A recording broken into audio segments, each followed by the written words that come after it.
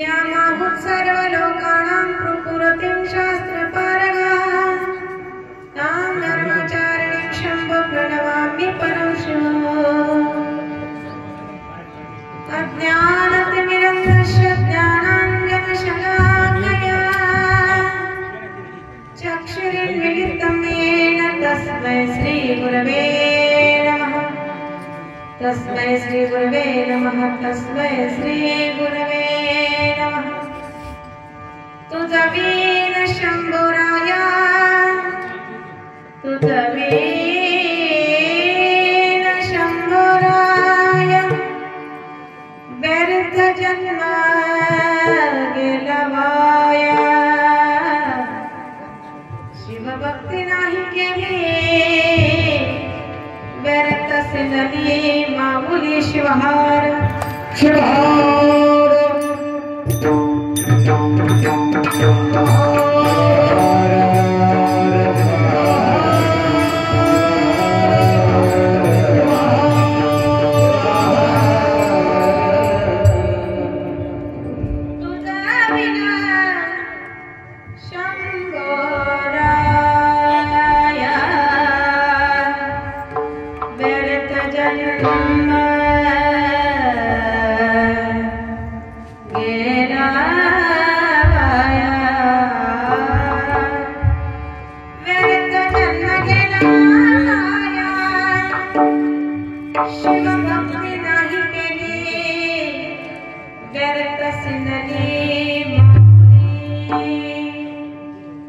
शिवक्षेत्र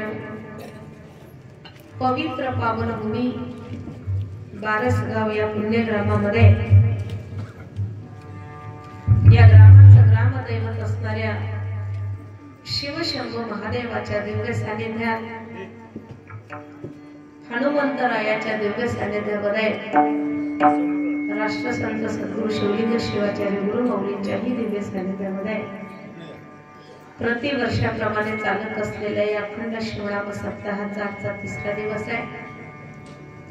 तिसऱ्या दिवसाचं हे कीर्तनरूपी पुष्प अनंत कोटी ब्रह्मांड नायक आशुतोष भगवान शिवाच्या चरणी समर्पित करत असताना या विश्वाचं विश्व चैतन्य तुम्हा सर्वांच्या हृदयामध्ये अंश रूपाने वास करणाऱ्या त्या अनंत कोट ब्रह्मांड नायक आशुतोष भगवान शिवाला नमन करून मन्मथ आदी संत बसवादी प्रमथ जगदादी जगद्गुरु पंचाचार्याच्या चरणी नतमस्तक होऊन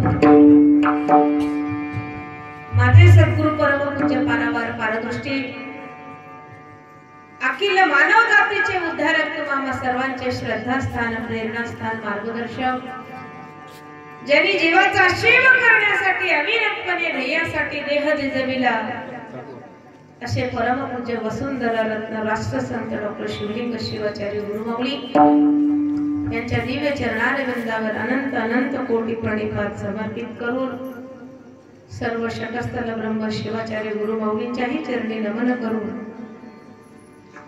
प्रस्तुत प्रसंगी या कीर्तनरूपी सेवेमध्ये उपस्थित असणारे आमचे माहेश्वर मूर्ती स्वामी महाराज या सप्ताहाचे अध्यक्ष सप्ताह कमिटी समस्त ग्रामस्थ माता बंधू वगैरे लहान थोर आबालवृद्ध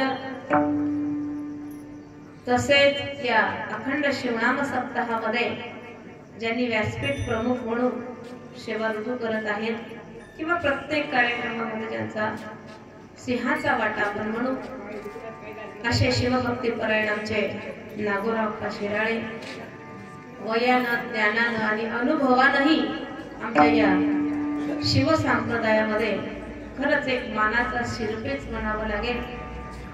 राष्ट्रसंतांचे पायी आणि या शिवनाम सप्ताहामध्ये ज्यांचं सुंदर गायन आपण या ठिकाणी ऐकत आहात अशा आमच्या समाजाचे समाजभूषण आमचे पांडुरंगांना पळसकर खरंच लहानपणापासून ज्यांच्या सानिध्यामध्ये आम्ही कीर्तनाची सेवा सुरुवात केली पहिला आवाज जसा होता आजही तोच आवाज तीच आवाजाची धार बरं का आणि हे सगळं आई वडिलांचं पुण्य त्यांचं भाग्य त्यांची साधना आणि या माध्यमातून समाजामध्ये त्यांचं चालत असलेलं कार्य त्यांना सहकार्य करणारे आमचे गणेश भाऊ मुर्डेकर तसेच आमच्या माळाकडून आलेले खरंच खूप सुंदर ज्यांचाही आवाज आहे आमचे काका, आणि या सगळ्यांना एक सूत्रामध्ये बांधणारे आमचे मृदंगाचार्य महाराज, एकदा जोरदार टाळी वाजवतात. खूप सुंदर, करावं तेवढं कौतुक कमी आहे. भगवान शिवाची कृपा तुमच्यावर आहे बरं. हा, आणि ते मृदंग म्हणजे शिव स्वरूपच असतो आणि शिवच प्रसन्न तुम्हाला असल्यामुळे आता तुमचं शब्दात काही कौतुक होऊ शकत नाही. खूप सुंदर, खूप सुंदर. हा, आणि आमचे हार्मोनियम साथ करणारे अण्णा, वा, एकच स्वर आहे पण करेक्ट आहे, स्वराच्या बाहेर नाही. बघा तुम्ही कुठल्याही पट्टीला जा, बरोबर स्वराबरोबर स्वर आहे. खूप सुंदर. हे बघा, हे सुद्धा पाहिजे बरं. हा, माझी माय मात्र इकडे सुंदर विना घेऊन थांबलेले आहे. आई, तुमचं कौतुक करावं तेवढं कमी आहे. तुम्ही प्रेरणा आहात सर्व महिलांसाठी, बरं का. सुंदर असं या सप्ताहाचं आयोजन तुम्ही केलेले समस्त भजनी मंडळ, माता बंधू भगिनी, लहान थोरा बाल वृद्ध, तुम्हा सर्वांच्या हृदय मंदिरामध्ये नांदणाऱ्या ज्योती स्वरूप शिवशंभोनाथाला नमन करून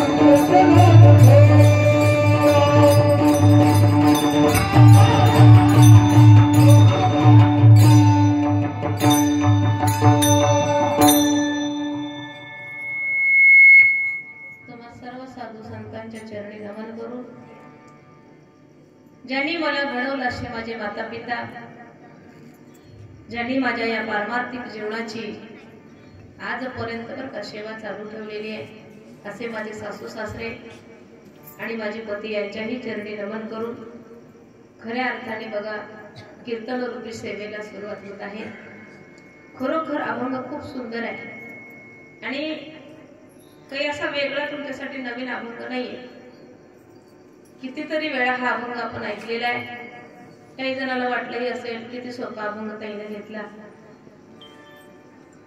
पाहिलं तेवढा अभंग सोपा नाही आणि भगवान शिवाला सोडून हे आयुष्य नाही. लक्षात. संत श्रेष्ठ शिवदास माऊली जीवनामध्ये शिवदास माऊलींनी गुंजनात्मक भक्ती केली बरं का. साधू संतांचा अनुभव हा खूप श्रेष्ठ असतो. तुमचं आमचं सांगणं आहे साधू संतांची अनुभूती आहे आणि म्हणून परिवर्तन घडतं. आमचं फक्त सांगणं आहे, बोलणं आहे, तेही लोकांसाठी, स्वतःसाठी काहीच नाही. म्हणून आमच्या शब्दात ताकद राहिली नाही, आमच्या शब्दात परिवर्तन राहिलं नाही आणि आमच्या शब्दावर कुणाचा विश्वास सुद्धा राहिला नाही. कारण संतांनी आधी अनुभव घेतला, स्वतः प्रत्येक गोष्टी अनुभवल्या आणि मग आम्हाला सांगितलं. Oh,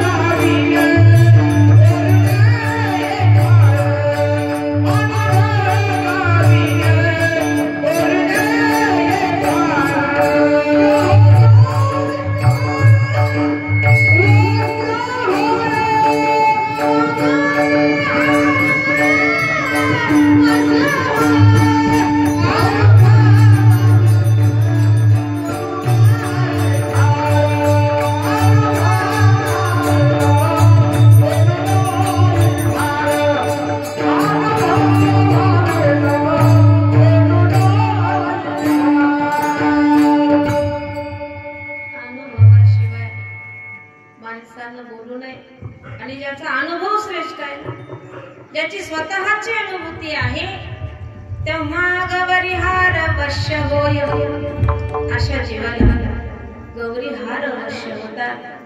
आणि म्हणून संत श्रेष्ठ शिवदास माऊली या अभंगाच्या द्वारे खूप सुंदर उपदेश करतात. जन्माला आल्याचं सार्थक, ज्या आईने आम्हाला जन्म दिला त्या आईला धन्यता.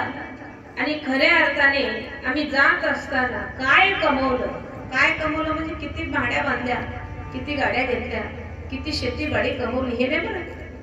कोणतं साधन आम्ही आमच्या जीवाच्या उद्धारासाठी कमवलेलं आहे, कोणतं साध्य आम्हाला साध्य करायचं आहे आणि कुठली साधना आम्हाला करायचं आणि आमचं आराध्य काय हे अगोदर आम्हाला कळणं गरजेचं आहे. बरं का, लक्षात घ्या.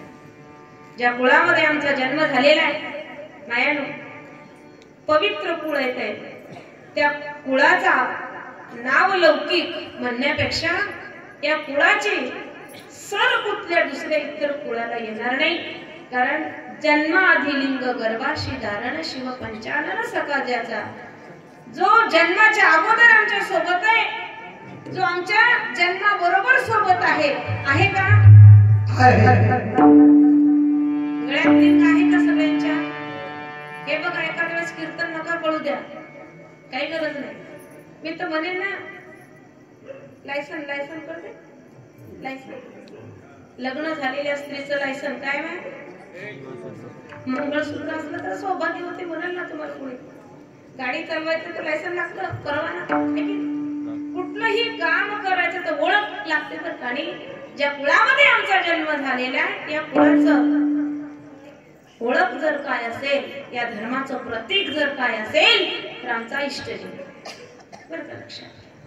आणि हे ज्याच्या गळ्यामध्ये आहे याच्यासारखा भाग्यवान दुसरा कुठलाच नाही, जो आमच्या जन्माबरोबर आहे आणि जो आमच्या मरणोत्तर सुद्धा सोबत आहे. बरं का, मेल्यानंतर अशी कुठल्या धर्मामध्ये योजना आहे का, प्रयोजन आहे का? मेल्यानंतर देव सोबत कोणी दिलाय का? कुठलाही धर्म काढा, संप्रदाय काढा, पंथ काढा, कुठलाही बघा, थोडस उगं जागरूक व्हा बरं माया. उगं सप्ते करायला, पंक्ती घालायला, चूल बंद जेवण आहे मला, चूलच पेटला 7-7 दिवस. काही गावात तर 4-4 सप्ते आहेत. काही गावात गल्ली तिथं देव आणि देव तिथं सत्ता. आता विचार करायची गोष्टच नाही माया. गाव तिथं देव, गल्ली तिथं देव, शेत तिथं देव. आता देव नाही असं ठिकाण कुठंच आम्ही शिल्लक ठेवलं नाही, पण तो देव हृदयातच आमच्या नाही. फक्त बाह्यांगाने आम्ही सगळं नटवत आहोत. पृथ्वी सगळे शिवमय करून टाकले, पण हा देह मात्र शिवमय आणखी झालेला नाही. आणि म्हणून लक्षात ठेवा, संत श्रेष्ठ शिवदास माऊली म्हणतात, या विश्वामध्ये आमचा जन्म झालेला आहे. ज्याच्यासाठी आमचा जन्म झाला, कशासाठी जन्म झालेला आमचा, कधी विचार केला का आम्ही?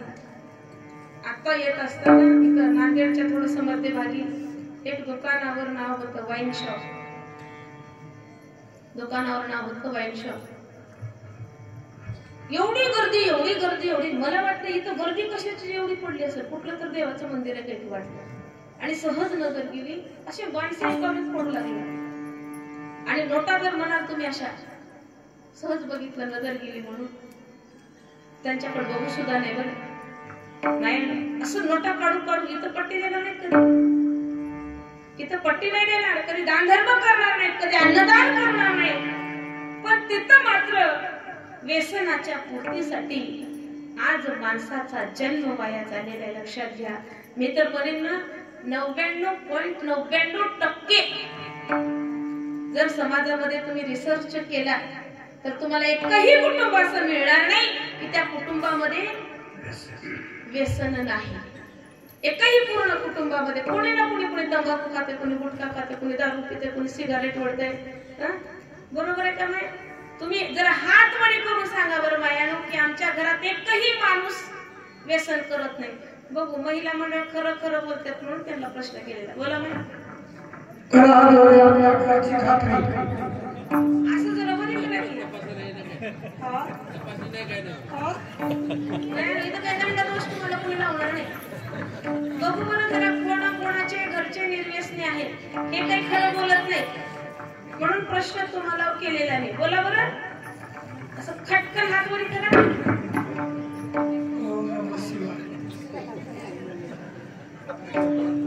ती माय माता मला घरची माय वरी घरची माय तिनं म्हणते तिला मायानो, एक गोष्ट लक्षात ठेवा, चूक तुमची तर काय, दोष मी तुम्हाला देत नाही.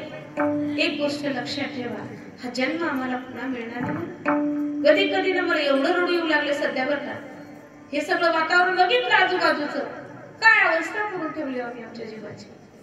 एवढी विदारक परिस्थिती आज समाजामध्ये चालू आहे. एक आई रडते आपल्या पोरासाठी, एक पत्नी रडते आपल्या बालकासाठी, लेकरं रडतात आपल्या बापासाठी. का तर या व्यसनानं सगळा समाज पोखरून काढलेला आहे बरं का मायाने. मग आम्ही कधी विचारच केला नाही माझा जन्म कशासाठी झाला, साध्य काय करायचं. आणि त्यामुळे आम्ही भरकटलेलो, असे भरकटत चाललो. आणि या भरकटलेल्या जीवाला मार्गावर आणण्यासाठी शिवदास माऊली म्हणतात, हे जीवा, तुला जन्म मिळालाय कशासाठी, तर त्या शिवाच्या प्राप्ती करून घेण्यासाठी मिळालेला आहे. आणि त्याला सोडून जर तू जीवन जगत असेल तर काय, तुझा वीण शंभराया बरं का. व्यर्थ जन्म गेला वाया, शिवभक्ती नाही केली. जन्माला येऊन जर शिवभक्ती तुम्ही करत नसाल, व्यर्थ असेल माऊली.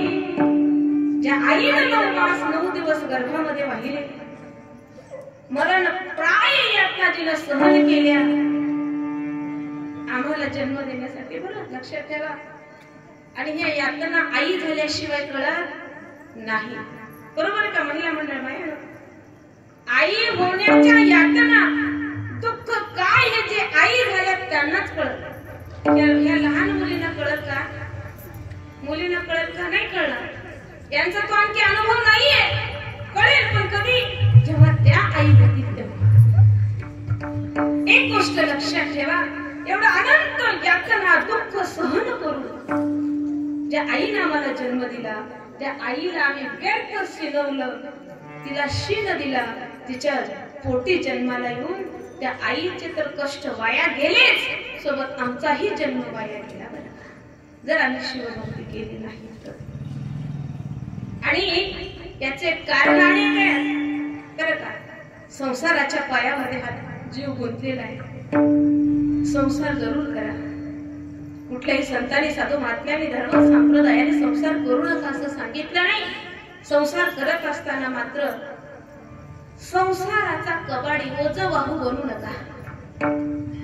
संसार जरूर करा आणि स्वतःसाठी थोडंसं जीवन जगा.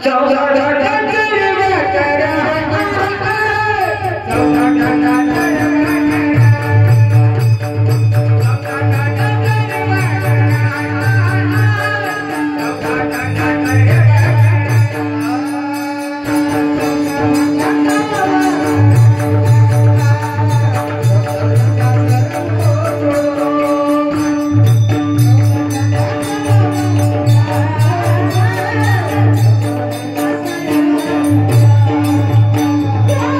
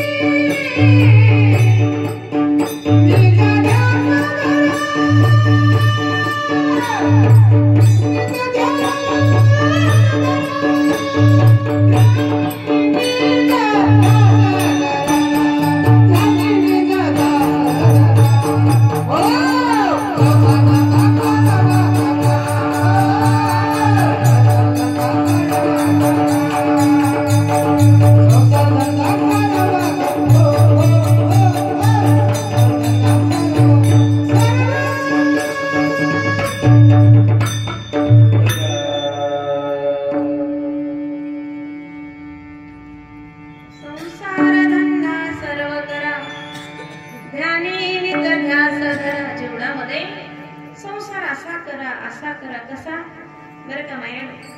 थोडस संत काय सांगतात बघा. आम्ही करतो तो संसारच आहे, तुम्ही करता आम्ही करतो बरं का. संसार म्हणजे संसाराची व्याख्या तरी काय व्याख्या आहे या संसाराची. शॉर्टकट मध्ये सांगते संसाराची व्याख्या काय. संस्कृती इति संसार जो कधीच संपत नाही त्याचं नाव संसार. आता याच्यापेक्षा मोठी काही व्याख्या असू शकते का. अनेक जाणकारांनी अनेक व्याख्या संसाराच्या केलेल्या आहेत, पण एकच व्याख्या मी सांगते तुम्हाला. संस्कृती इति संसार जो कधीच संपत नाही त्याचं नाव संसार. आणि बघा संसार करत असताना असा संसार करा माझ्या मन्मथ माऊलीनं सांगितल्यासारखं. कसं सांगितलं. धन्य दयाचा संसार. माऊलीनं काय सांगितलं. संसार असा करा जेथे गजर नामाचा धन्य. माऊलीने सांगितलं बरं का, मन्मथ माऊलीने. आणि हे काय असं कसं नाही सांगितलं. विश्वाचं भ्रमण केलं, जसा जसा अनुभव आला ना माऊलीला तसं तसं अभंग रचना केली बरं का. असा संसार कर. कांतपुत्र बंधुजन अवघे शरण देवासी धन्य. एकट्याने कीर्तन ऐकून जमत नसतं बरं. ज्यांची ज्यांची कांता आहे बायको आणखी.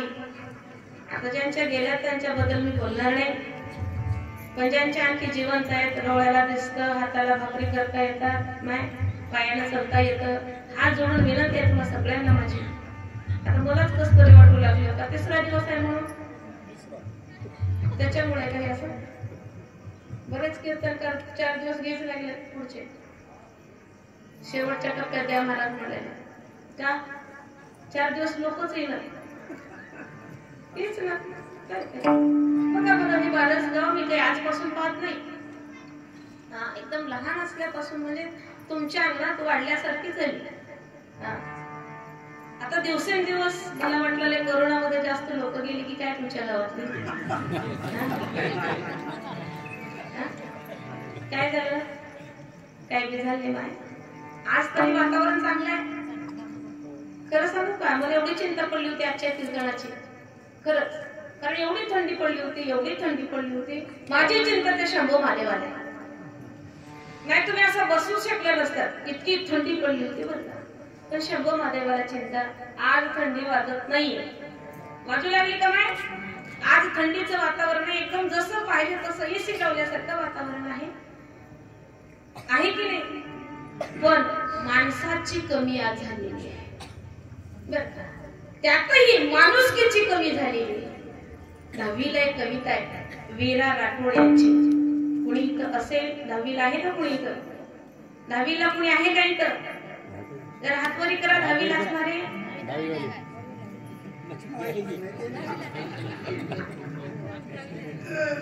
कोण कोण आहे 10वीला. 10वी शाळा शिकता का पुरी न. 10वीला कुणी आहे काय तुमच्यापैकी. आम्ही 11वीला बरं. 9वीला कुणीच नाही. जर आहे म्हणून सांगितलं काय विचारतात की महाराज. महाराज लोकांच काही खरं नाही. कधी काही विचारतात की असो असो किंवा नसो. बघा एक कविता खूप सुंदर आहे. मन के पेरेनं लागा. बंजारा भाषेतली ही कविता आहे. मन के पेरेनं लागा म्हणजे माणुसकी पेरायला लागा बरं का. आणि एका धान्याच्या प्रतीकातून त्यांनी ती कविता व्यक्त केली आहे. एक बी जमी मगाडाचं मन क्या पेरेनं लागाचं. म्हणजे एक बी जमिनीमध्ये गाडा ते हजारोच्या पटीने तुम्हाला परत येतो. तसं एक माणुसकीचा गुण माणसाच्या हृदयात रुजवा. ती माणुसकी 1000 पटीने आपल्याला बाहेर मिळते. कळतंय का मला काय सांगायचंय. असा संसार करा. एकट्याने कीर्तन नका ऐकू. कांता पुत्र बंधुजा अवघे शरण देवासी धन्य. घरी उद्योग करीती. काय अनुभव सांगितला माऊलीने. नुसतं बसून शिव शिव करू नका तर उद्योग धंदा व्यवसाय शेती गाडी काहीतरी कष्ट करा, मेहनत करा, परिश्रम करा. घाम गाळल्याशिवाय देव भेटत नाही. घरी उद्योग करीती पाचे वदती शिव शिव धन्य. भावे करीती शिव पूजा काय अनुभव आहे माऊलींचा.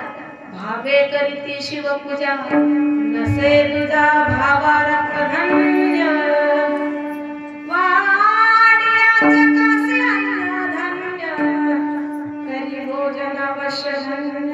काय सांगितलं माऊली. शेवटी माऊली म्हणतात असा संसार जो कोणी करतो ना मनमतासी सेवा घडो द्वारी पडो ययांच्या धन्य. हा संसार संतांनी सांगितला. पण आम्ही कसा संसार करतोय पहा. झालं संसार कबाडी सुख नाही पलघडी शिवभक्ती नाही केली बेरे तसे नाही माऊली आईला श्री नका देऊ सावध व्हा. आज करू उद्या करू परवा करू म्हणता म्हणता या वर्षीच्या सप्ताहाचेही 2 दिवस गेले. आजचा 3रा दिवस आहे. आता काही क्षणानंतर कीर्तन संपलं की 3रा दिवसही संपेल. लक्षात घ्या. गेलेली वेळ पुन्हा आयुष्यामध्ये परत येणार नाही. म्हणून वेळीच सावध व्हा. नाहीतर काय होईल. आयुष्याचा नाश झाला दास म्हणे वाया गेला. जन्माला येऊन शिवभक्ती नाही केली जे साध्य करायचं ते साध्य जर नाही केलं तर काय होईल. आमच्या आयुष्याचा नाश होईल. नाश. जन्माचं साफल्य होणार नाही. जन्म सार्थकी लागणार नाही. आणि म्हणून सावध व्हा. शिवभक्ती करा आणि शिवभक्तीच्या माध्यमातून या जीवाला शिव प्राप्ती करून द्या. शिवहार.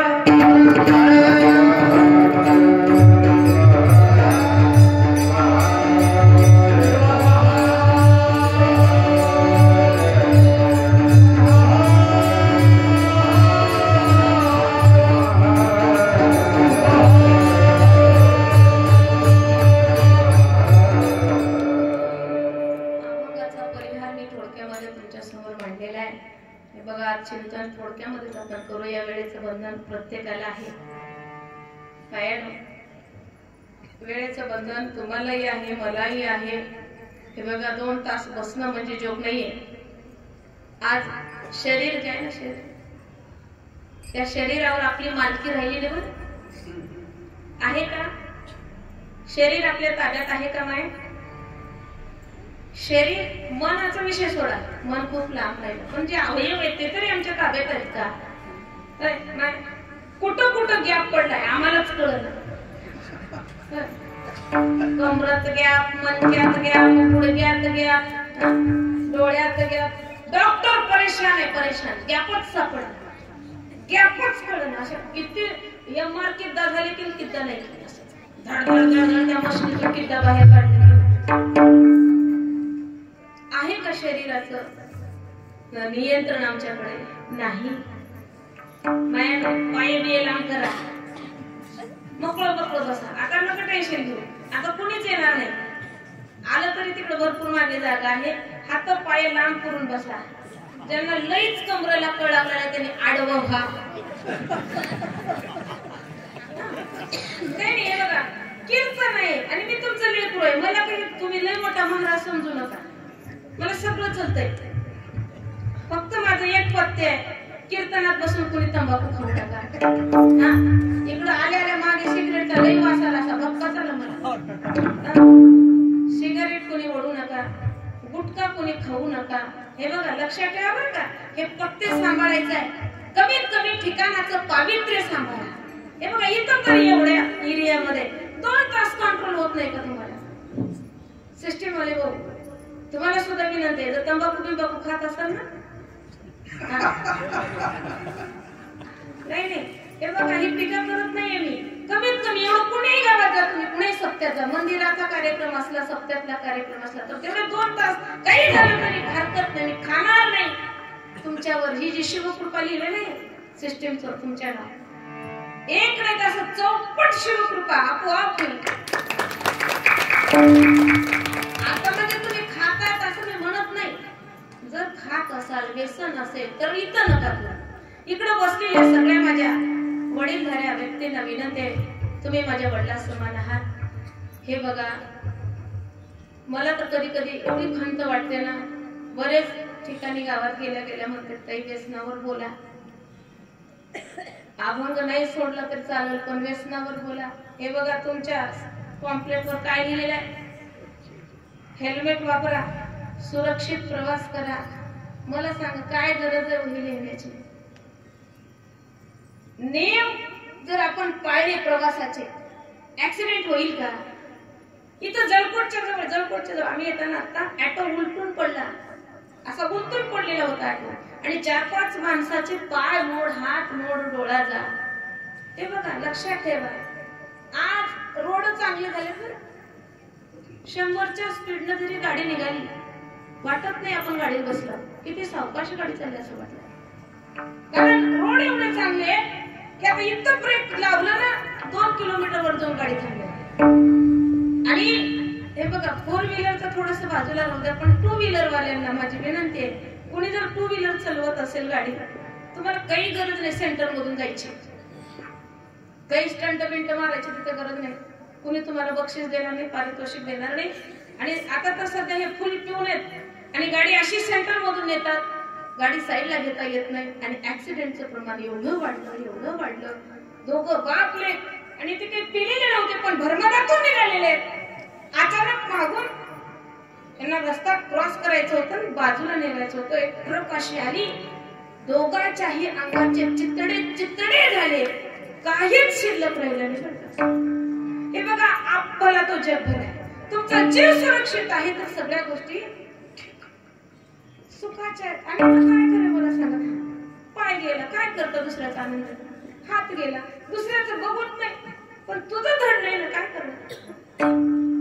हेल्मेट वापरल्याने अपघातामध्ये जे काही धोके होतात, डोक्याला वगैरे मार लागल्यानंतर माणूस लवकर दगावण्याची शक्यता असते. म्हणून हेल्मेट जरूर वापरा.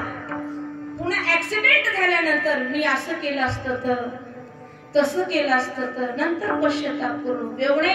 कारण तुमचं एक वैशिष्ट्य आहे, प्रत्येक वर्षी पॉम्पलेटवर तुमच्या स्लोगन असतात बरं का, सुंदर असं. आणि मग कमीत कमी ते वाचणार तरी थोडा विचार करतील ना.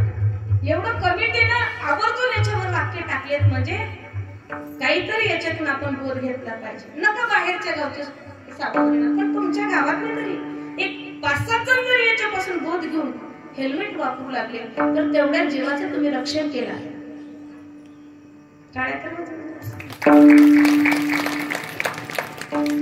ही अशी प्रेरणा ज्यांची आहे ना, खरं त्यांच्याबद्दल एकदा टाळ्या वाजवल्यात अशा. आणि माझं गाव स्वच्छ गाव आहे का? आम्ही 8वीला असताना एक धडा होता, गाव आलं कसं ओळखावं.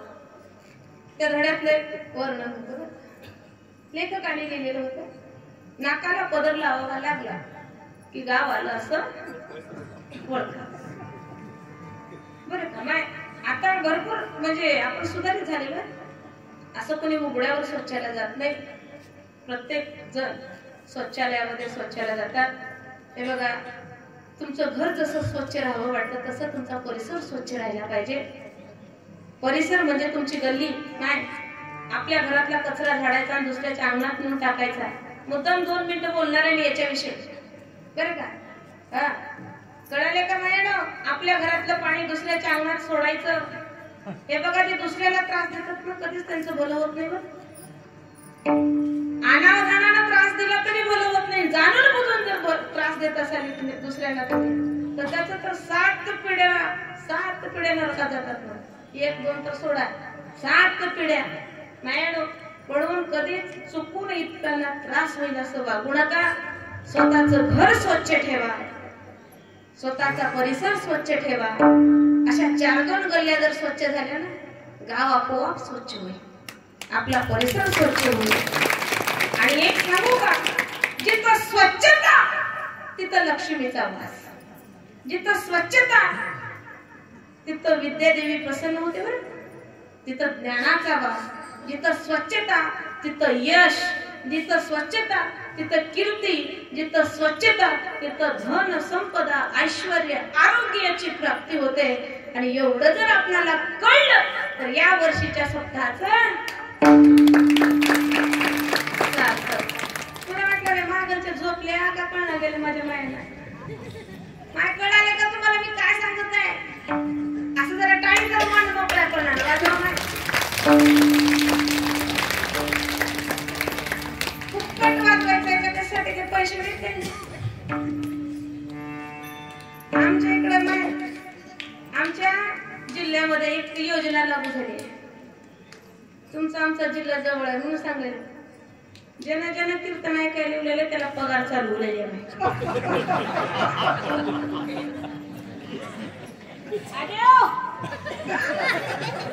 कीर्तन ऐकायला आलं की पगार चालू झाला त्यानं फक्त येताना सोबत आपलं आधार कार्ड घेऊन यायचं 2 फोटो घेऊन यायच्या रहिवासी प्रमाणपत्र आणायचं आणि उत्पन्नाचा दाखला घेऊन यायचा बस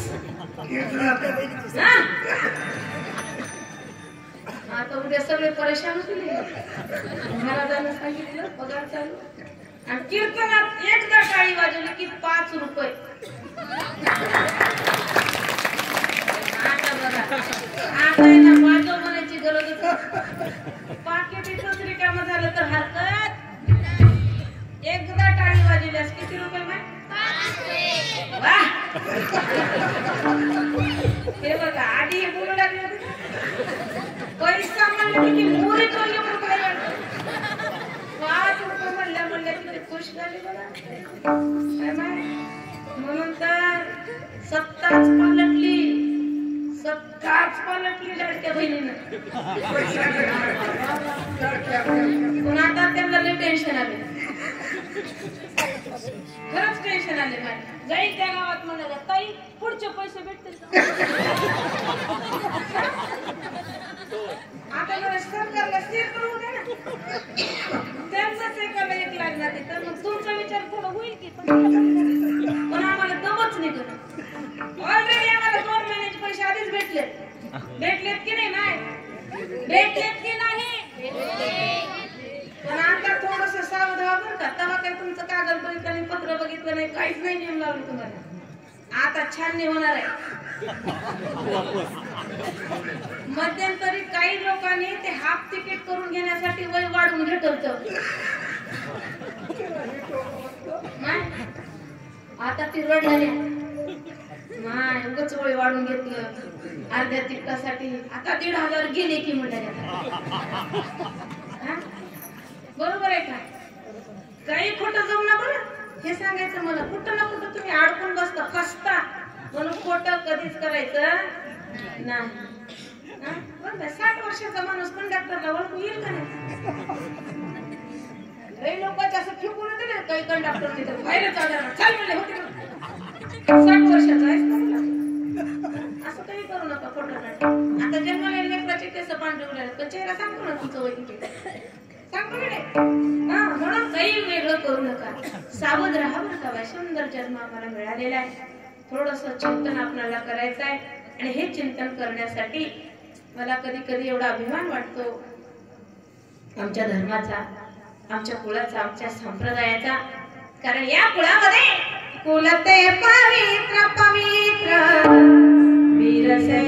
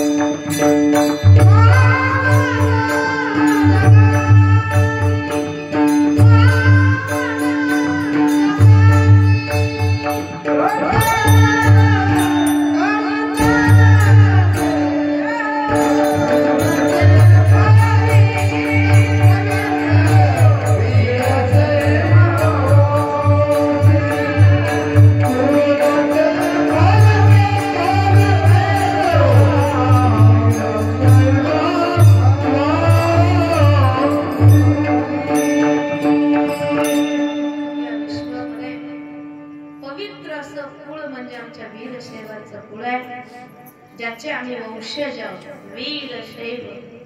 आम्ही कोण? वीरशैव. म्हणून कसंही बसा नाही, करा करायला, करा ऐका. हे बघा गुडघ्याचा त्रास होतोय मला मान्य आहे, मी आधी सांगितलं तुम्हाला, माझं काही तुम्ही कसंही बसा, अजून करायला पाहिजे, मोकळं बसा. फक्त नियम एवढंच पाळायचं, व्यसन काही करून बसायचं नाही. कारण का करायचं नाही त्याचंही कारण सांगते बरं का. हे काही मी मंच बोलत नाहीये, ह्याला शास्त्र पुराणाचा आधार आहे. जर तुम्ही तीर्थक्षेत्राच्या ठिकाणी मंदिरात कथेला कीर्तनाला व्यसन करून जर बसला, जसं उदाहरणार्थ गुटखा खाल्ला, तंबाखू खाल्ला, थोडा जर ठेवला, तर भविष्यात अशा माणसाला पोड फुटतो. नाही, हे सत्य बरं. अशा जीवाला भविष्यात पोड फुटतो. तुम्हाला जर खोटं वाटत असेल, पुस्तक माझ्या सोबत आहे. शिवलीला अमृत ग्रंथ जर तुम्ही वाचत असाल, तुमच्यापैकी कोणी वाचत असेल नाही, तर त्याच्यामध्ये जी शिवरात्रीची कथा आहे व्याधाची, त्याच्यामध्ये त्याचं वर्णन आलं. कुठलं पाप केल्यास त्याची फलश्रुती म्हणजे काय फळ मिळतं. कीर्तन कथा जर तुम्ही व्यसन करून ऐकत असाल तर भविष्यात तुम्हाला पोड फुटतं. आणि ते पाप माझ्या माथी लागेल असं ती हरणी व्याधाला वचन देताना बोलते. म्हणजे याला आधार आहे ना, मी माझ्या मनचं बोलत नाही बरं का, शास्त्राचा आधार आहे, याला प्रमाण आहे. आणि म्हणून व्यसन करून इथं येऊ नका, पत्ते पाळा आणि जीवनामध्ये होणारे अपघात टाळा. डॉक्टर सुद्धा म्हणतात पथ्य औषधापेक्षा पथ्य लय महत्वाचे बरं ना.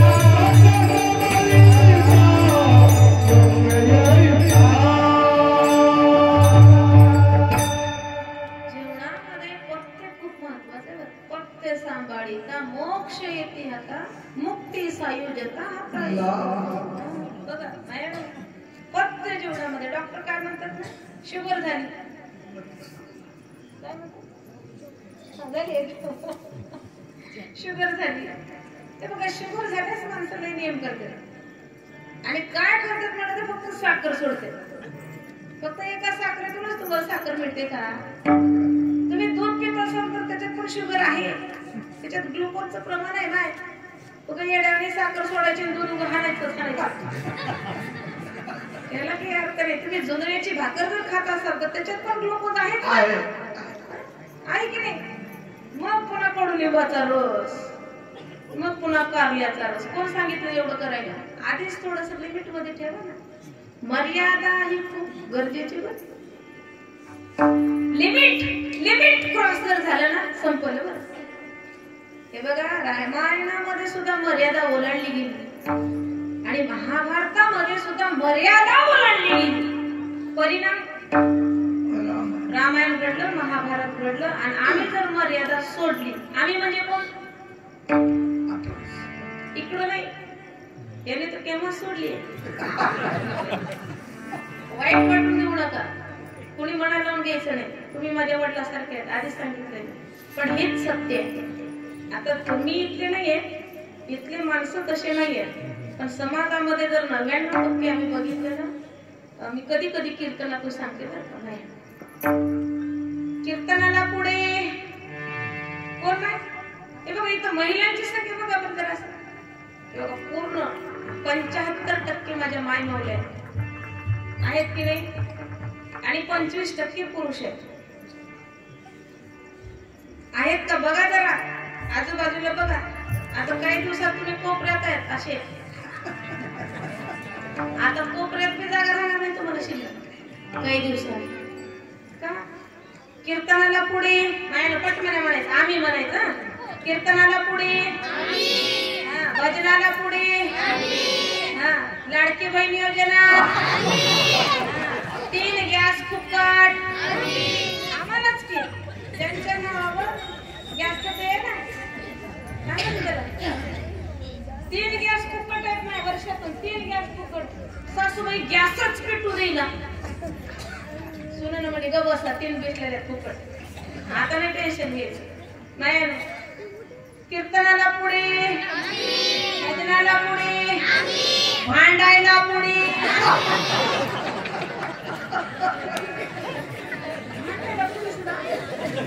आम्ही कशा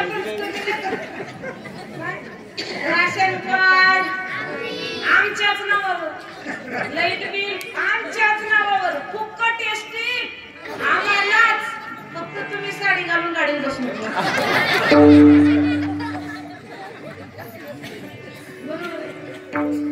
आता तुम्ही आम्ही म्हणायचं, आता तुम्ही जरा शांत. आता तुम्ही, आता तुम्हाला वाटलं योग्य तर आम्ही म्हणा, नसलं तर ग बसा. हे बघा पांटपुरीवर पुढे म्हणा, म्हणा देशी दारूच्या दुकानात पुढे, धाब्यावर पुढे,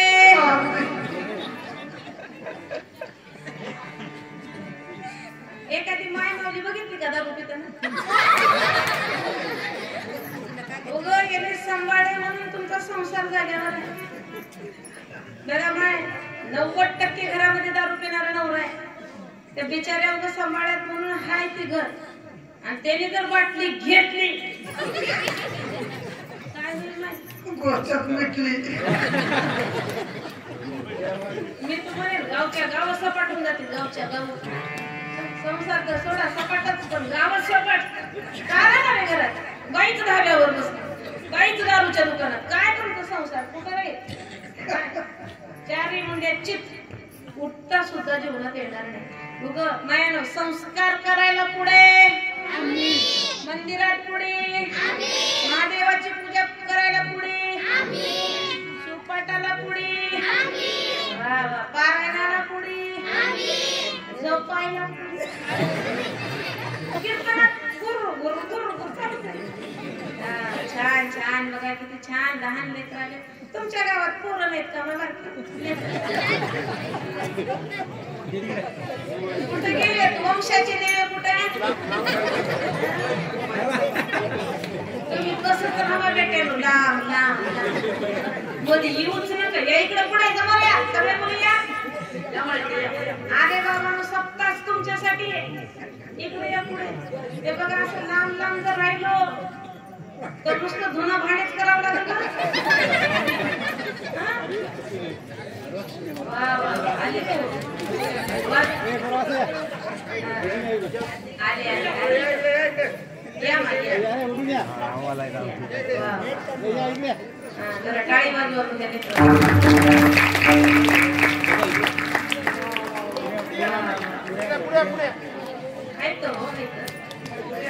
गळ्यात लिंग वगैरे कशी लागले बा. छान छान छान.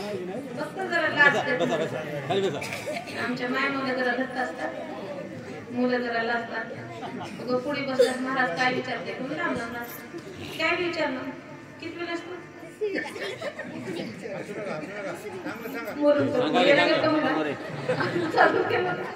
छान छान, खूप सुंदर.